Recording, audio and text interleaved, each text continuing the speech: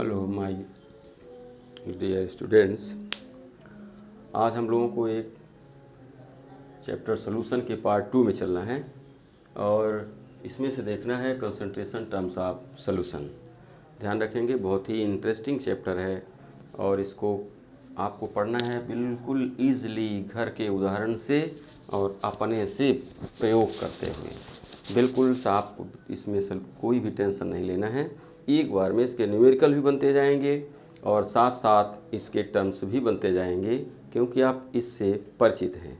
और 11th class में भी है, ये 12th क्लास में भी है, दोनों ही क्लास में ये आपको काम करेगा। दोनों में है भी, 12th और 11th, इन दोनों क्लासों में ये आपके दिया हुआ है। दोनों में क्वेश्चन भी आते हैं, न्यूमेरिकल भी आते हैं और आपसे बनते भी हैं। इंटरेस्टिंग चैप्टर है आज का। तो इसमें से देखेंगे हम लोग आज कंसंट्रेशन टर्म्स ऑफ सोल्यूशन। इसके पहले थोड़ा सा चलते हैं पहले वाले वीडियो में। तो इसके पहले के वीडियो में हम लोगों ने क्या देखा था कि उसमें सोल्यूशन क्या है, किससे किससे बना होता है, कितने प्रकार का होता है और वो किसके किसके आधार पर डिवाइडेशन किए गए हैं, इन सब के बारे में हम लोगों ने पहले वीडियो में अच्छे से देखा था। अब इस वीडियो में देखना है किसी भी सोल्यूशन में उपस्थित सोल्यूट के आधार पर हमारे सोल्यूशन को कितने तरह से व्यक्त किया जा सकता है, अर्थात उसके कंसंट्रेशन के आधार पर कैसे व्यक्त किया जा सकता है। माने बिलियन की सांद्रताओं को व्यक्त करने वाली विधियां, किसी भी बिलियन की सांद्रताओं को हम कितने तरह से व्यक्त कर सकते हैं। तो इसमें से चलेंगे, सबसे पहला टर्म्स हम लोगों के पास में ले करके चलना है, इसमें परसेंटेज।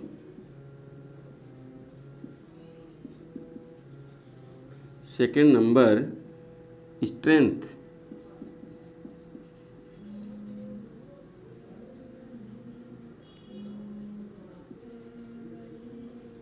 थर्ड नंबर, अब यहाँ पर ध्यान देंगे, हम लोगों ने मोल को पढ़ लिया है, लेकिन नेक्स्ट जो टर्म्स आएंगे वो सभी मोल पर डिपेंड रहेंगे, इसलिए एक बार हमको मोल को भी रिपीट करना है। मोल को नॉर्मली आपको हर एक स्थान पर आएगा, इसलिए इसके बारे में हम फिर से एक बार थोड़ा सा रिपीट करेंगे। नेक्स्ट रहेगा 4 number molarity. 5 number molality. 6 number mole fraction. Mole fraction. 7 number normality. 8 number ppm। ये सभी टर्म्स आपके ऐसे हैं जैसे एक बार मुलाकात हो भी चुकी है और साथ ही बनते भी हैं। हम लोगों को इसको थोड़ा सा रिपीटिंग टर्म के आधार पर लेकर के चलना है। तो सबसे पहले चलते हैं इसमें फर्स्ट स्टेप, परसेंटेज।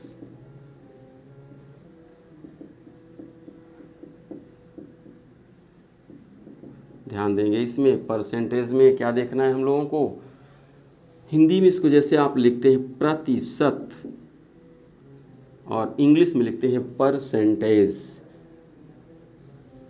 ठीक, प्रति माने प्रत्येक, शत माने 100।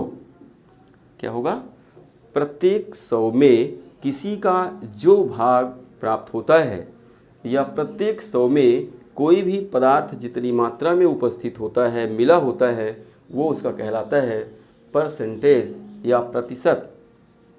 उदाहरण के लिए आप देख लीजिए इसको, क्योंकि ये टर्म्स आप हर एक वर्ष सोल्यूशन इसका निकालते हैं। जैसे ही आपका रिजल्ट निकलता है, फुल मार्क पाते हैं, तो तुरंत आप अपने दोस्त से भी पूछते हैं और अपना भी क्या निकालते हैं, कितने प्रतिशत रिजल्ट आया है, अर्थात कितने परसेंट आपने प्राप्त किया है। साथ ही ये भी देखते हैं पर्टिकुलर सब्जेक्ट में हमारा होल मार्क था 100, मैक्सिमम मार्क 100 था और उस मैक्सिमम मार्क में हमने कितना पाया है, तो उसमें ध्यान देंगे। सपोज कीजिए आपके हिंदी का पेपर का मैक्सिमम मार्क 100 है, तो उसमें से यदि आपने 95 पाया है तो मीन्स क्या हो गया, ये 95% हो गया है आपका हिंदी सब्जेक्ट का। अर्थात किसी में भी आप लेके चलें, 100 भाग में जितना भाग आपने ऑब्टेन किया वो उसका परसेंट कहलाएगा। इसी तरह सॉल्यूशन के 100 भाग में से जितने भाग सॉल्यूट आपने मिला दिया वो उसका परसेंट कहलाएगा। या सॉल्यूशन में आपको सॉल्वेंट का परसेंट निकालना है तो जितने भाग आपका सॉल्यूशन है उसमें से सॉल्वेंट कितने भाग मिला हुआ है वो उसका क्या कहलाएगा, परसेंट कहलाएगा। तो ये हो गया परसेंट, प्रतिशत। Parts of solute or solvent in 100 parts of solution are called percentage।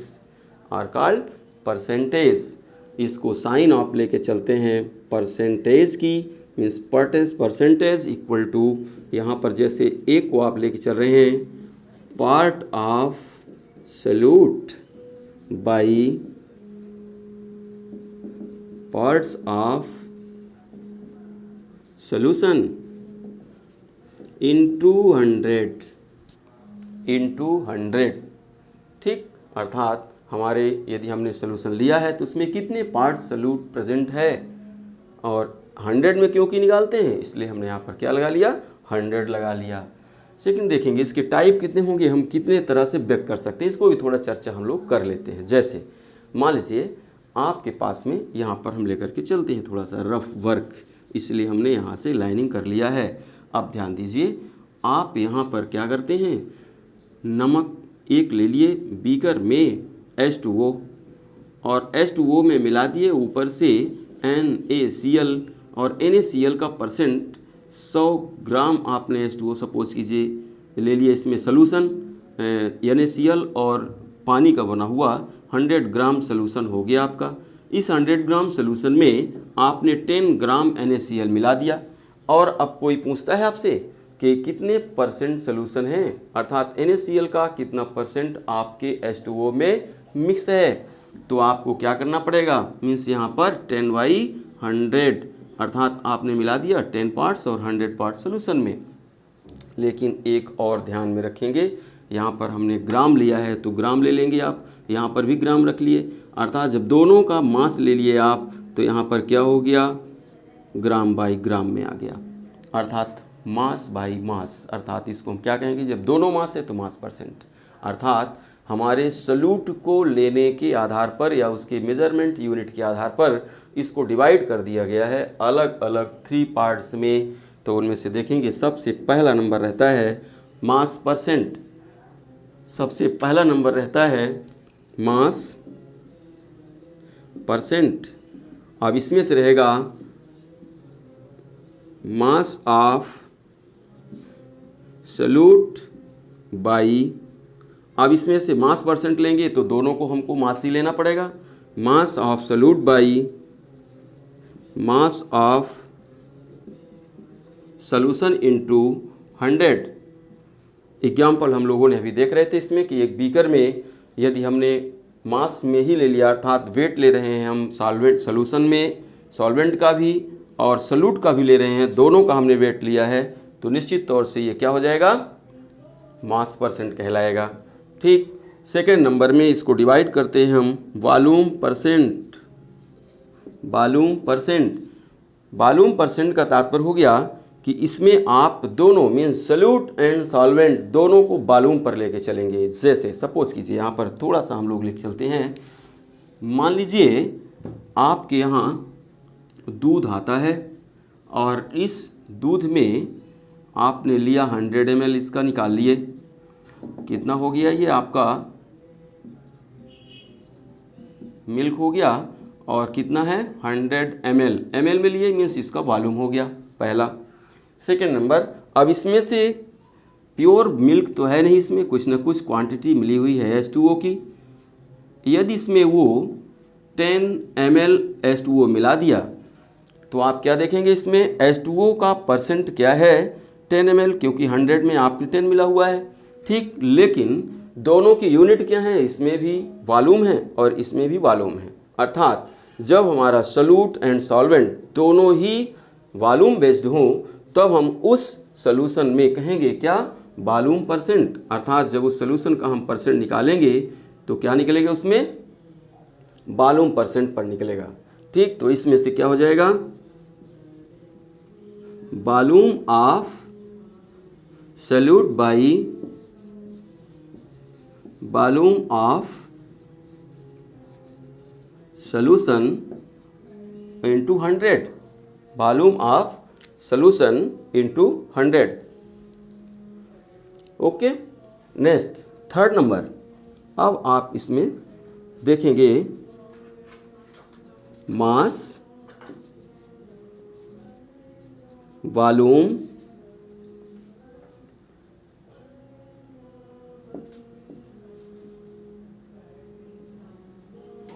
Percent. आप ध्यान रखेंगे इसको, आपने लिया है दोनों टर्म्स इसमें मिलाए हुए हैं, मास भी है और वॉल्यूम भी है। ठीक, तो अब इसका एग्जाम्पल ले लेते हैं हम लोग। जैसे मान लीजिए इसमें आपने ले लिया 100 ml H2O, 100 ml H2O, और ऊपर से इसमें आपने मिला दिया 20 ग्राम शुगर। अब ध्यान दें, यहाँ पर यूनिट में आपने लिया है वॉल्यूम अर्थात ml में लिया हुआ है, और यहाँ पर ले रहे हैं ग्राम अर्थात इसको किस में ले रहे हैं आप, मास में ले रहे हैं, वेट ले रहे हैं इसका। ठीक, तो इस प्रकार से जब हमारे सॉल्यूशन में जो सॉल्यूट होता है वो क्या रहेगा, मास वाइज, और जो सॉल्वेंट होगा वो जब वॉल्यूम वाइज हो जाएगा तो आपका जो परसेंट निकलेगा मास वॉल्यूम परसेंट निकलेगा। अर्थात यहाँ पर आप क्या लेते हैं, मास of solute by volume of solution into 100। तो इस तरह से क्या देखते हैं हम लोग, कुल टोटल 3 टाइप में इसको डिवाइड किया गया है। 3 तरह का होता है परसेंट, जिसमें मास percent, volume percent and mass volume percent. तो ये तो समझ में आ गया होगा, और इसके न्यूमेरिकल भी खास हैं, कोई ज़्यादा नहीं है। चलिए नेक्स्ट स्टेप इसमें देखते हैं, स्ट्रेंथ।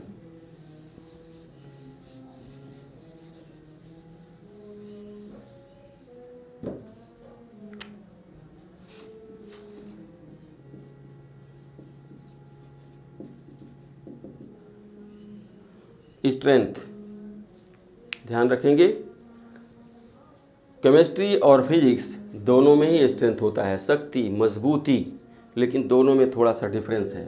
इसमें जो स्ट्रेंथ होता है वो सॉल्यूट की क्वांटिटी को शो करता है, और फिजिक्स का पावर होता है अर्थात विद्युत धारा के स्ट्रेंथ को बताता है, या उसका पी के द्वारा आप शो करते हैं। इसका डिफिनीशन क्या रहता है, इसमें से हमको सपोज कीजिए एक बीकर ले लेते हैं, और इस बीकर में हमने सॉल्यूशन लिया है 1 लीटर। कितना सॉल्यूशन है, वॉल्यूम इसका 1 लीटर, और इसमें हमने मिलाया हुआ है ग्लूकोज का 100 ग्राम। तो ध्यान देंगे, एक तो आपका सॉल्यूशन होना चाहिए वॉल्यूम पर, और दूसरा जो आपका होगा सॉल्यूट वो हमेशा ग्राम में होगा। किस में होगा, ग्राम में। अर्थात क्या होगा इसमें डिफिनेशन, इसमें क्या हो जाएगा, number of gram in 1 litre solution of solute are called strength of solution. Number of grams अर्थात आपने 1 लीटर सॉल्यूशन में कितने ग्राम्स सॉल्यूट को डिसॉल्व किया है, वही उसके स्ट्रेंथ को बताता है। सिंपली अपने पर भी देखेंगे आप, जितना ज़्यादा सॉल्यूट मिलाएंगे आपका सॉल्यूशन ग्लूकोज से बना हुआ जो रहेगा उतना ही कंसंट्रेट होगा, अर्थात उसका वही शक्ति कहलाएगा। और यदि आप उसमें कम मात्रा में मिलाते हैं ग्लूकोज तो उतना ही वो पतला रहेगा और उसकी पावर अर्थात माने शक्ति स्ट्रेंथ कम होगी। ठीक, तो इसमें से क्या करते हैं आप, ग्राम प्रति लीटर यूनिट के रूप में इसको लेकर के चलेंगे आप, ग्राम पर लीटर। सपोज कीजिए एक एग्जाम्पल से इसको लेकर के चलते हैं हम लोग। आपको दिया गया है इसमें mass of solute equal to 100 gram, volume of solution 1000 ml or 1 litre. Simple हो गया, लीटर में दिया हुआ है, ml में दिया रहता है तो उसमें आपको डिवाइड करना पड़ता है। ठीक, तो यहाँ पर देखेंगे इसमें क्या हो जाएगा,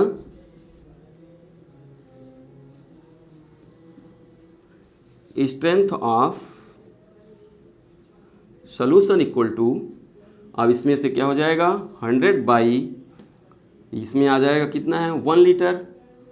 अब यहाँ पर आप रख देंगे 1 लीटर तो इसका हो जाएगा कितना 100 ग्राम पर लीटर, अर्थात इसमें आप क्या रखेंगे 100 ग्राम पर लीटर, क्योंकि नीचे की यूनिट ऊपर ले जाएंगे तो ऑब्लिक में आ जाएगी। अब इसी को आप दूसरे से, मान लीजिए हमने दोनों को ले लिया एक में ही, यहाँ पर हम सीधे सीधे रखते हैं ml, क्या रखते हैं ml में। सपोज कीजिए आपको 500, 200, 1000 ml हमने इसीलिए ले लिया है, यदि उसको रखते हैं तो उसके कंडीशन में आप कैसे इसको सॉल्व करेंगे, तो यहाँ पर हो जाएगा इसका क्या 100, तो यहाँ पर आपने ले लिया, ये ग्राम हो गया, बाई, अब इसमें क्या दिया हुआ है 1000 ml। सपोज कीजिए आप 1000 ml लेकर के चल रहे हैं तो इसमें हो गया 1000 ml। अब इस ml को हमको डिवाइड करना होगा किसमें, लीटर में। तो 1000 को जैसे ही आप डिवाइड करते हैं किससे 1000 से, तो ये कन्वर्ट हो जाता है लीटर में, अर्थात इसके लिए क्या करेंगे ml यहाँ पर हट जाएगा और ये 1000 आपका चला जाएगा कहाँ पर, ऊपर, तो ये हो जाएगा और ये 1000 यहाँ से हट गया और ये अब कन्वर्ट हो गई यूनिट आपकी लीटर में। अब इसके बाद में इन दोनों को आप काट देंगे और फिर इसके बाद हो जाएगा ये 100 ग्राम पर लीटर, अर्थात यदि आपको मिलीलीटर में दिया हुआ है तो उस समय पर आपको इनटू में 1000 लगाना पड़ेगा, यदि आपको लीटर में दिया हुआ है तो उस कंडीशन में कुछ भी नहीं लगाना है, आपको सीधे रख देना है यूनिट के साथ। तो इस तरह से ये सेकंड कंसंट्रेशन टर्म्स हो गया स्ट्रेंथ।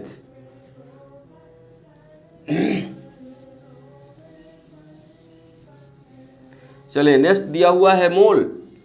मोल बहुत ही इंटरेस्टिंग है, इसको आप लोगों ने देखा है 11th में, 9th में, 10th में और लास्ट फाइनली इसको आप देख रहे हैं 12th में, 11th में भी है, 9th में भी हम लोगों ने पढ़ा था। अब मान लीजिए हम लोग थोड़ा सा चलते हैं गुम होकर के मार्केटिंग में। ठीक, हम लोग जैसे मार्केट में जाते हैं, मार्केट में जाने पर जब आप खरीदने जाते हैं कोई सामान तो उस समय क्या कहते हैं, केला वाले के यहाँ जाकर के कहते हैं 1 दर्जन केला दे दो, अर्थात वो क्या करता है 1 दर्जन केला इक्वल टू 12 बनाना आपको दे देता है, आप ले लेते हैं। इसी तरह से जब शुगर की दुकान में जाते हैं तो 1 kg मांगते हैं और वो आपको 1 kg वेट की इक्वल टू शुगर दे देता है। इसी प्रकार से आगे जब आप जाते हैं तो बहुत सारे अपने कंडीशनल टर्म सामान के आधार पर यूज़ करते हैं। कोई खिलाड़ी जैसे खेलता है तो 100 पूरा हुआ तो आप सेंचुरी बोल देते हैं, 40 kg हो गया आप मन बोल देते हैं, 100 kg कंप्लीट हुआ आप उसको क्विंटल बोल देते हैं। कहने का तात्पर्य कि निश्चित तौर से वस्तुओं के संख्या के आधार पर उनका एक अलग नाम रख लिया गया है। सेम इसी तरह से अब क्योंकि इनको तो हम लोग गिन लेते हैं, बनाना को आपने 12 गिन लिया और गिन करके बता दिया 1 दर्जन, लेकिन अब अपने से सोचिए कि जहाँ पर एटम्स, आयंस एंड मॉलिक्यूल्स जिनको हम लोग देख ही नहीं पाते हैं उनको अकाउंट कैसे करेंगे, उनका नंबर कैसे निकालेंगे।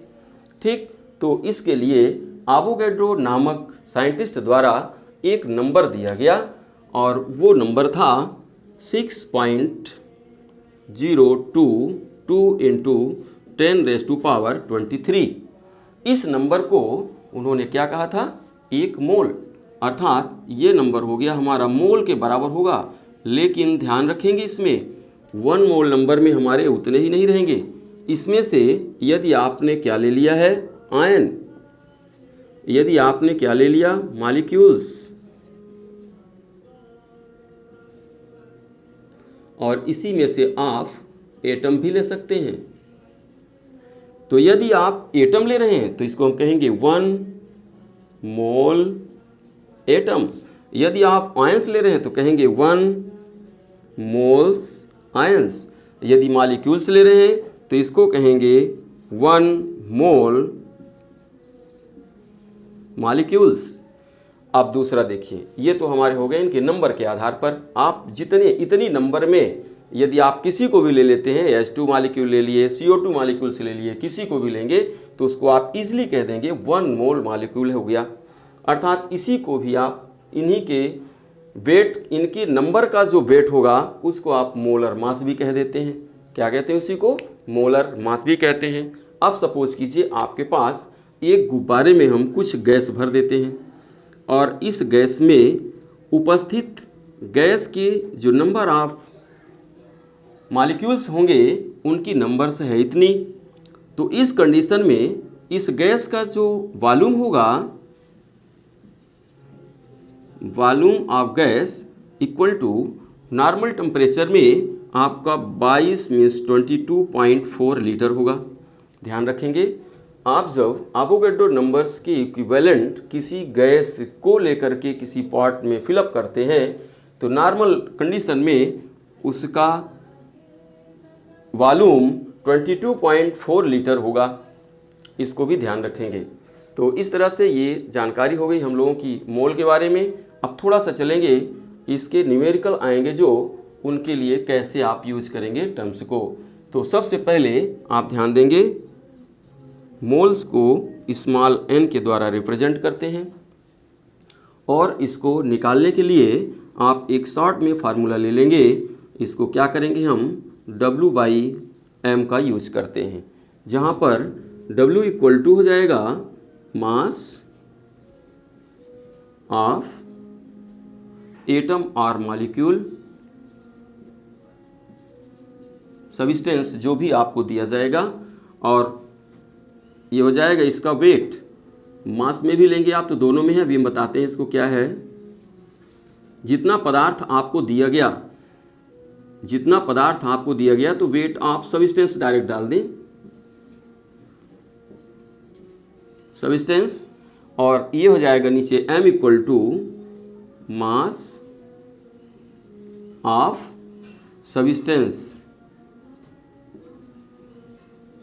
मास ऑफ सब्सटेंस। अब इसमें से ध्यान रखेंगे, दोनों में आया हुआ है, दोनों को समझाते हैं एग्जाम्पल के थ्रू। सपोज कीजिए आप जाते हैं कहीं पर और उसमें पाते हैं एक गिलास में शरबत। इस शरबत में आपके मिला हुआ है H2O। सपोज कीजिए 100 ml आपको सॉल्यूशन दिया गया और इसमें ऊपर से मिलाया गया 100 ग्राम ग्लूकोज। 100 ग्राम ग्लूकोज मिला करके आपको पीने के लिए दिया गया। अब यहाँ पर ध्यान देंगे तो इसमें से क्या हो गया, सल्यूट हमारा हो गया। सल्यूट में देखेंगे W equal to means weight इसका कितना हुआ 100 ग्राम, अर्थात जो हमको सब्सटेंस दिया गया उसका वेट हो गया हमारा 100 ग्राम। और फिर इसका हमको निकालना है मास, या इसी को आप मॉलिक्यूलर मास भी कह सकते हैं, मॉलिक्यूलर मास भी कह सकते हैं। तो इसमें से हो जाएगा m इक्वल टू आपका आ जाएगा कितना, इसमें आप ग्लूकोज का फार्मूला ले लीजिए और फिर इसको निकाल लीजिए, C6H12O6। आप देखेंगे इसमें C होता है, एक कितना हो जाएगा 6 है और एक का होता है 12 प्लस हाइड्रोजन है कितने 12 इंटू 1 हाइड्रोजन एटम का होता है 1 प्लस ऑक्सीजन है 6 इंटू 1 ऑक्सीजन का होता है कितना 16। कैलकुलेट कर दीजिए 72 12 96, ऐड करिए इनको 0 कैरी 1 9 1 10 11 और 7 18। ध्यान रखेंगे 180 means mass of glucose equal to molecular mass of glucose equal to 180। अब आपको निकालना है number of moles of glucose in solution. तो यहाँ पर हो जाएगा then number of mole of glucose equal to क्या हो जाएगा W/m इक्वल टू कितना दिया हुआ है 100/180 0.02529 मीन्स 5/9 मोल। 5/9 मोल्स ग्लूकोज आपके सोल्यूशन में प्रेजेंट है। तो इस तरह से आपका जो सब्सटेंस उसमें घुला है वो कितनी क्वांटिटी पर दिया गया, वेट कितना है उसका, वो हो जाएगा W, और उसका मॉलिक्यूलर मास कितना है वो हो जाएगा आपका M। और इस तरह से इसका कैलकुलेशन भी आप निकाल लेंगे। ध्यान देंगे, मोल अगले जितने भी टर्म्स हमारे रहेंगे उन सभी में मिलेगा, ppm और नॉर्मलिटी को छोड़कर। चलिए नेक्स्ट है आपके दो हैं यहाँ पर, एक है मोलरिटी और एक है मोलेलिटी। दोनों को ध्यान रखेंगे, ये दोनों ही लगता है सगे भाई हैं। ठीक, दोनों में डिफरेंस क्या है, एक में मोलरिटी है, आप ध्यान देंगे दोनों को याद रखने की है। लेरिटी में आपके आता है रा और लिटी में आपके आता है ला। तो इसमें से जैसे आप काका काका पढ़ते थे जब, तो उसमें पहले क्या आता था, रा, अर्थात ये बड़ा भाई हो गया, और दूसरा बाद में आता है ला, अर्थात ये हो गया छोटा भाई इसका। इसी तरह इनको आप सो भी करेंगे, ध्यान रखेंगे कोटिंग में जो रा रहेगा उसको आप कैपिटल M के थ्रू रिप्रेजेंट करेंगे, और जो ला रहेगा अर्थात छोटा रहेगा उसको स्मॉल m से रिप्रेजेंट करेंगे। दोनों को ध्यान रखेंगे। ठीक, तीसरे नंबर में एक और ही कोड इसमें ध्यान रखेंगे, फिर आपसे पूरा बन जाएगा। इसके लिए आपको लेकर के चलना है क्या, वॉल्यूम। इसमें क्या करते हैं आप, वॉल्यूम लेके चलते हैं, और इसमें क्या करते हैं आप, वेट ऑफ सॉल्वेंट लेकर के चलते हैं, अर्थात मास लेकर के चलेंगे इसमें सॉल्वेंट का। तो इन टर्म्स को याद रखेंगे, तीनों को, दोनों आसानी से बन जाएंगे। तो नेक्स्ट इसमें 4 हो गया मोलैरिटी, कैपिटल M के थ्रू इसको आप रिप्रेजेंट करेंगे। डिफिनीशन इसका बहुत आसान है, number of moles in 1 litre solution are called molarity. क्या होगा, number of moles in 1 litre solution are called molarity. अब इसमें से हम लोग चलेंगे, इसमें न्यूमेरिकल में वैल्यू क्या होगा, molarity equal to number of moles. Definition को ही आप यहाँ फार्मूला बना लेंगे, number of moles means n by volume, 1 litre means हो गया यहाँ पर वॉल्यूम इन लीटर। सिंपल हो गया। बट इसको आगे और तोड़ना है, तो आपने देखा है number of moles, moles equal to क्या होता है, W/M। तो इसको आप तोड़ देंगे, W/M means weight of substance by molecular mass of substance into, next हो जाएगा इसमें क्या, यहाँ पर दिया हुआ है वॉल्यूम आपका लीटर में, तो इसको आप सिंपली यहाँ पर इनटू V इन लीटर भी लिख सकते हैं। लेकिन इसके बाद फिर से इसको भी मान लीजिए आपको दिया गया ml में, तो फिर प्रॉब्लम आएगा, तो और छोटे में कर लेते हैं इसको। तो यहाँ पर सपोज कीजिए जब ml को आप इसको हटाएंगे, यदि ml में दिया है और लीटर में कन्वर्ट करेंगे, तो आपको 1000 से यहाँ पर डिवाइड करना होगा। और इस 1000 में क्योंकि ये हो गया आपका बेस और नीचे लगा हुआ है, अर्थात ये चेंज होके जाएगा ऊपर, तो आपको डायरेक्ट यहाँ पर हो जाएगा W/M इंटू इसका 1000 ऊपर ले जाएंगे, तो ये हो जाएगा, डायरेक्टली कर लीजिए आप 100 इंटू V, यहाँ पर आ गया। अब 1000 से जब आपने इसको भी डिवाइड कर दिया तो ये आपका हो गया लीटर में कन्वर्ट हो गया। तो इस तरह से आ जाता है इसका W into 1000/M into V in litre, V in litre unit. Unit में देखेंगे इसमें यहाँ से ही निकालना है आपको, मोल पर लीटर, अर्थात इसकी यूनिट भी क्या हो जाएगी, मोल पर लीटर, या सिंपली आप कैपिटल M भी लगा सकते हैं लास्ट में। अब हम लोग चलते हैं इसका एक छोटा सा एग्जाम्पल लेकर के।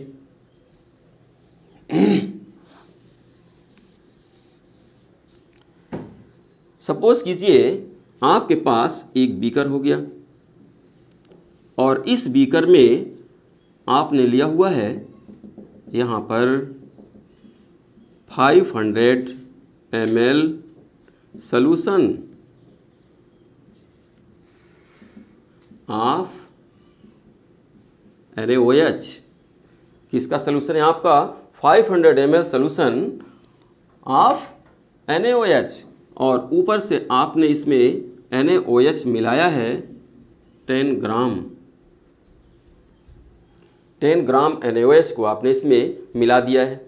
अब इसके बाद आपको निकालना है मोलैरिटी ऑफ सॉल्यूशन। तो इसमें गिवन पॉइंट आपके क्या हो जाएंगे, सॉल्यूशन में क्या दिया हुआ है, W इक्वल टू कितना मिल गया आपको 10 ग्राम, और इसमें mass of NaOH means NaOH का मॉलिक्यूलर मास कितना है, इसमें निकाल लेंगे इसको, 40 आता है समथिंग, देख लीजिए कैसे आएगा।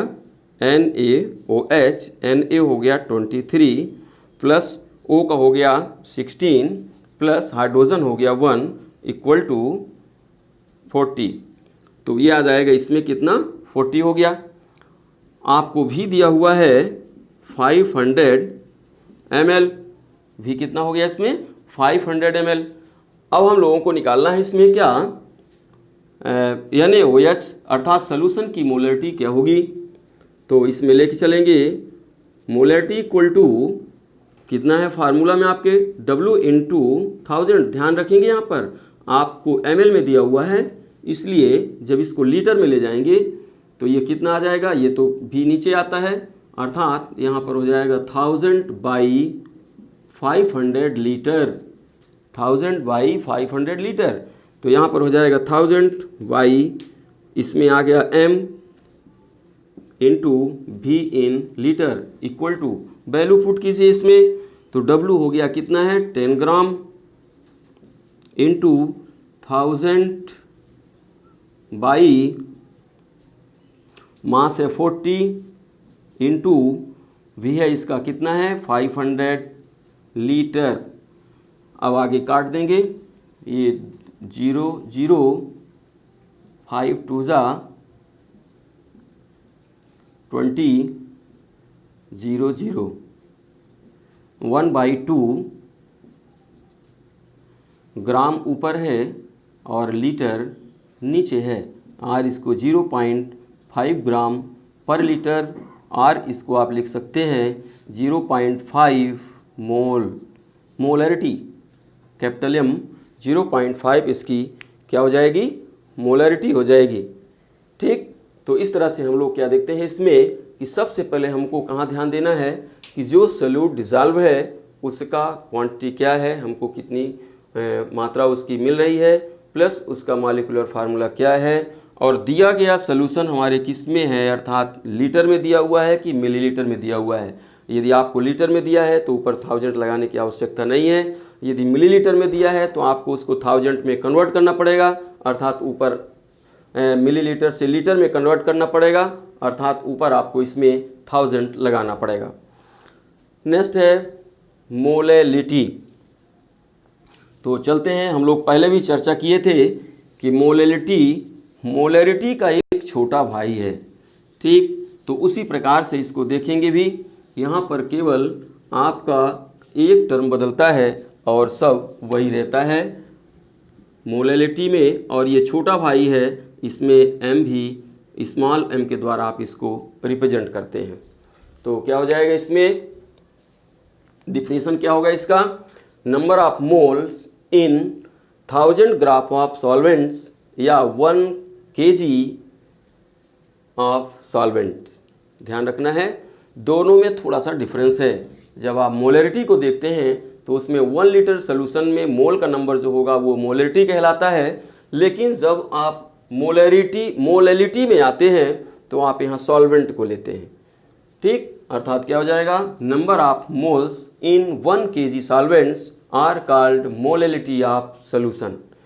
तो इसके लिए स्मॉल m के द्वारा आपने रिप्रेजेंट किया है, तो small m equal to number of moles by यहाँ पर क्या हो जाता है W ऑफ सॉल्वेंट, और ये भी रहेगा 1 kg, कितना रहेगा 1 kg सॉल्वेंट, आप इसको ध्यान रखेंगे यहाँ पर लिखा हुआ है। अब इसके बाद इसको हम लोग तोड़ देते हैं, तो तोड़ेंगे जैसे इसमें, तो n equal to small w by small m into, suppose कीजिए kg को ग्राम में दिया है तो आपको 1000 भी लगाना पड़ेगा, मीन्स उसको kg में कन्वर्ट करना होगा, बाई यहाँ पर हो जाएगा क्या कैपिटल W, क्या हो जाएगा कैपिटल W, और यहाँ पर आप kg में कन्वर्ट कर दिए हैं तो 1 kg सॉल्वेंट। इसके बाद यूनिट यूनिट में हो जाएगा मोल पर केजी सॉल्वेंट। नेक्स्ट इसमें भी एक एग्जाम्पल आप लेकर के चलेंगे, सेम एग्जाम्पल उसी तरह से रहेगा, केवल आपका चेंज होगा, एक सॉल्वेंट चेंज होगा इसमें, जिसको केजी में कर देना है, और सोल्यूशन में हमारे और वही टर्म्स हैं, वही लगेंगे पूरे। नेक्स्ट इंपॉर्टेंट टर्म्स एक इसमें है मोल फ्रैक्शन। क्या देखना है हम लोगों को? Mole fraction. मोल फ्रैक्शन में बहुत ही अच्छा है ये, आप लोग इसको भी देखेंगे, और इजी भी ये सबसे ज़्यादा है। तो इसमें चलते हैं लेकर के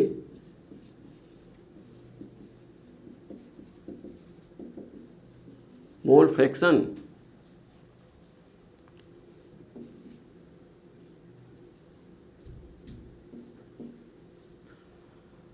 मोल मीन्स हो गया मोल, हम लोगों ने जो अभी पढ़ा है मोल, और फ्रैक्शन मीन्स हो गया भाग, अर्थात किसी भी बिलियन में प्रेजेंट, ध्यान देंगे, किसी भी बिलियन में उपस्थित विलेय और विलायक के मोलों की संख्या अर्थात मोलों का अनुपात कहलाता है इसका मोल फ्रैक्शन। ध्यान रखेंगे, यदि हम किसी सॉल्यूट का मोल फ्रैक्शन निकालने जा रहे हैं तो number of mole of solute by number of moles of total means solute plus solvent अर्थात solution are called mole fraction of solute.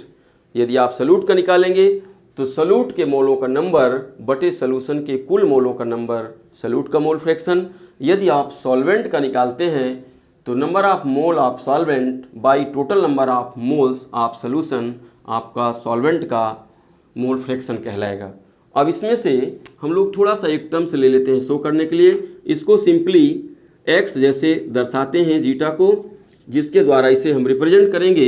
यहाँ पर सपोज कीजिए हमने ले लिया है एक्स ए मीन्स जीटा ए, और ये बी ए हमने ले लिया है mole fraction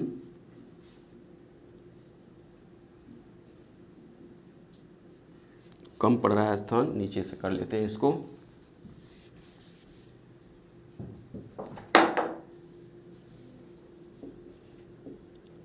if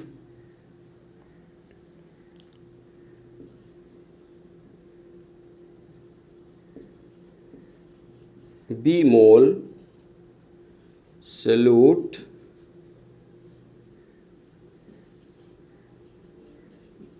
dissolve in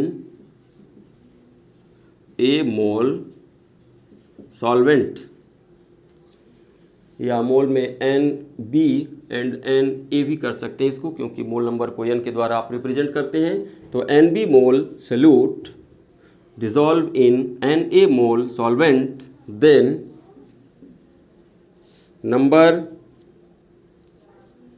number क्या फ्रैक्शन लेना है, मोल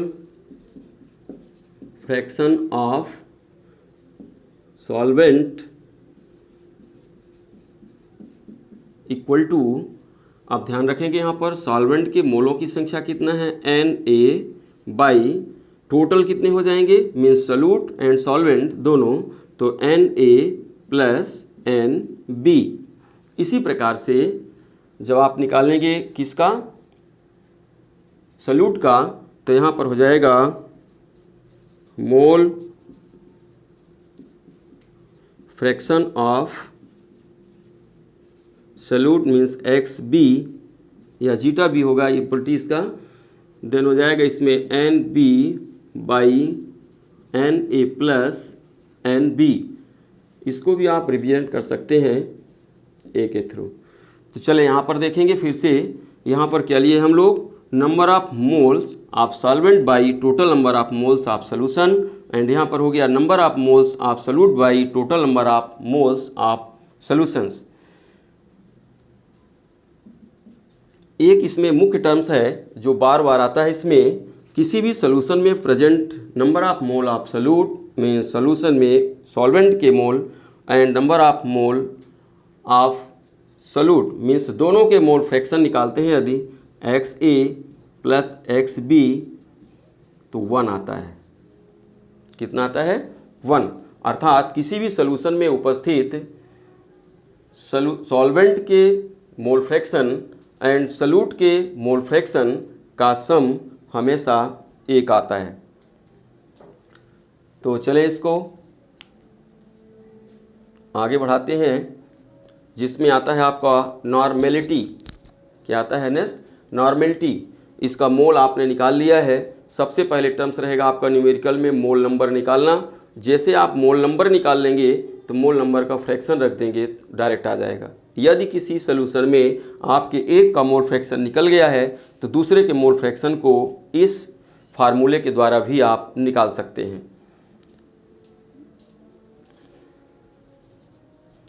नेक्स्ट है नॉर्मेलिटी।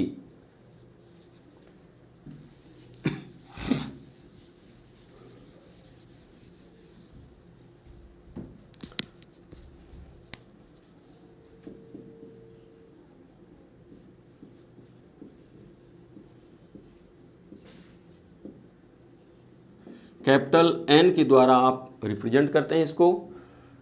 नॉर्मेलिटी वीजी है आपका। इसमें आपको इक्विलिब्रियम मास लेना है। जहां आप मॉलिक्यूलर मास लेते हैं मोलैरिटी में, तो इसके भी टोटल टर्म्स वही रहते हैं, केवल आपको बदलना है, जो चेंज करना है तो मॉलिक्यूलर मास के स्थान पर इक्विवेलेंट मास लेकर के चलना है। तो यहाँ पर ध्यान देंगे, इसमें नॉर्मेलिटी इक्वल टू क्या हो जाएगा, इसमें W into 1000 by equivalent mass into volume in 1 litre. Solution का वॉल्यूम हमको इसमें भी लेके चलना है 1 लीटर में, ठीक। अर्थात equivalent number of equivalent mass of solute in 1 litre solution are called normality of solution. यहाँ पर यूनिट में क्या हो जाता है, इक्विवेलेंट मास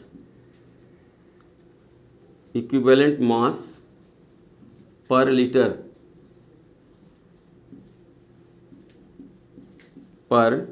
लीटर। इसमें भी सेम मोलैरिटी जैसे ही आपको कंक्लूड करना है, इक्विवेलेंट मास लगाना होगा। तो इसके लिए इक्विवेलेंट मास को देखे हैं, यदि नहीं है तो नेक्स्ट वीडियो में इसका हम ले करके चलेंगे। नॉर्मल जितने भी फीचर आपके हैं उनका एक एक फिर से न्यूमेरिकल तो उसमें देखेंगे आप। नेक्स्ट है पीपीएम।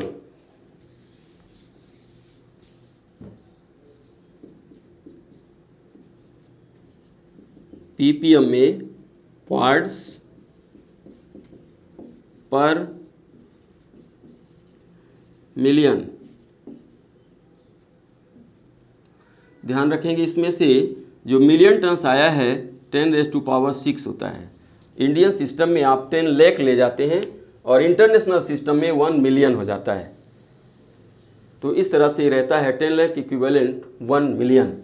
अब यहाँ पर क्या रहेगा, इसमें पीपीएम। देन देखेंगे हम लोग ppm equal two parts of solute by parts of solution into 10⁻⁶। अर्थात किसी बिलियन के 10⁻⁶ पार्ट्स में 10 लाख पार्ट्स में से जितने पार्ट्स सॉल्यूट के प्रेजेंट होंगे वो उसका पीपीएम कहलाता है। मीन्स क्या हो जाएगा इसका, parts of solute by parts of solution into 10⁻⁶। 10⁻⁶ अर्थात 10 लाख पार्ट्स में या 1 मिलियन पार्ट्स में से सॉल्यूशन के जितने पार्ट्स सॉल्यूट के होंगे, चाहे वो वेट बेस पर हों, वॉल्यूम बेस पर हों, वो हमारा कहलाएगा पीपीएम। क्या कहलाता है इसमें, पीपीएम। तो इस तरह से हम लोगों ने इसमें देखा है कि जो भी कंसंट्रेशन टर्म्स हैं वो टोटल हमारे 7-8 हैं, जिनमें से इम्पोर्टेंस इसमें से सबसे ज़्यादा जो हैं वो परसेंटेज, मोल, मोलैरिटी, पीपीएम, मोल फ्रैक्शन, इनको ज़्यादा ध्यान देना होगा। लैब प्रोसेस पर नॉर्मेलिटी की आवश्यकता रहती है और स्ट्रेंथ की आवश्यकता भी कम ही आती है एग्जाम बेस पर। और इस तरह से वीडियो को देखें आप समझ में आया होगा ऐसी आशा है, और इसको लाइक करके सब्सक्राइब करेंगे। नेक्स्ट वीडियो में हम तुरंत आपके साथ पुनः मिलेंगे, जिसमें इससे रिलेटेड कुछ न्यूमेरिकल और नेक्स्ट पॉइंट को लेके चलेंगे। धन्यवाद।